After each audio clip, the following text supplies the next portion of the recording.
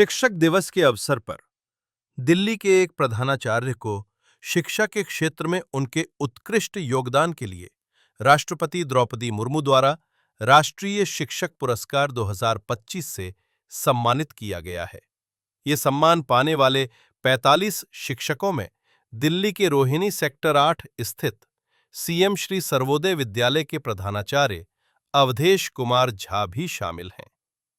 मूल रूप से बिहार के निवासी अवधेश कुमार झा ने दिल्ली में अपने शिक्षण करियर की शुरुआत की और अपनी लगन और मेहनत से शिक्षा के क्षेत्र में एक महत्वपूर्ण मुकाम हासिल किया।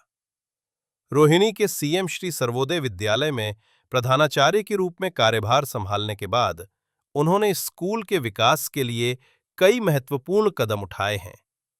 अवधेश कुमार झा ने न केवल स्कूल के भवन और कक्षाओं में सुधार किया है, बल्कि छात्रों के लिए शिक्षा के स्तर को बेहतर बनाने के लिए भी कई क्रांतिकारी बदलाव किए हैं।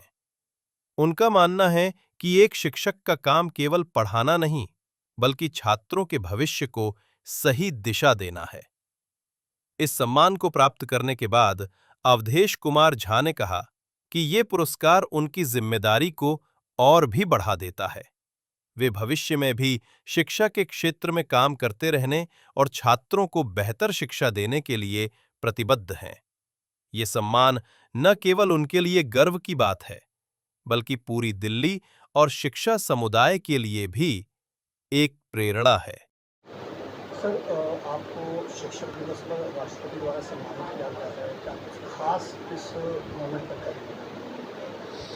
मैं तो यही कहना चाहूँगा कि राष्ट्रपति महोदया ने मुझे पुरस्कृत करके एक नई जिम्मेदारी दे दी है कि अब तक जो पारी तुमने खेली थी अपने हिसाब से खेली थी, अब एक स्कूल के लिए खेली थी, अब पूरे देश के लिए, पूरे समाज के लिए जो करना है और बेहतर करना है, अपनी बात जो अपना प्रयास किया था उसको और फैलाओ।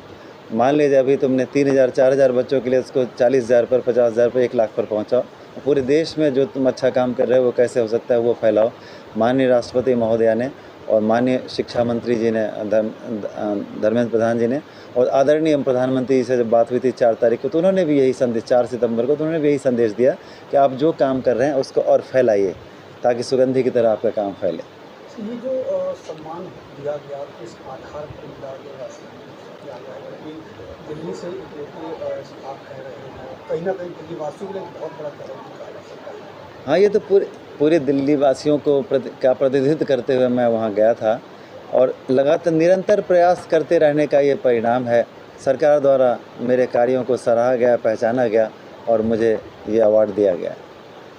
दिल्ली में सैकड़ों स्कूल हैं, जिसमें एकमात्र रोहिणी का स्कूल जिसके प्रधानाचार्य है, उन बच्चों के लिए कितना गौरव का अनुभूति जिनके प्रधानाचार्य सम्मान।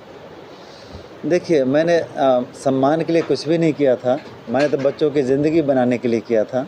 बच्चे कैसे, मेरा हर बच्चा कैसे सेल्फ डिपेंडेंट बने, कैसे जागरूक बने, कैसे अपने पैरों पर खड़ा हो, कैसे समाज के लिए लायबिलिटी ना बन करके एसेट बने, ये हमारा उद्देश्य था। और मिलजुल कर हमने प्रयास किया, समाज से, कम्युनिटी से मदद ली और मदद ली तो उसके बाद मुझे पुरस्कृत किया गया है।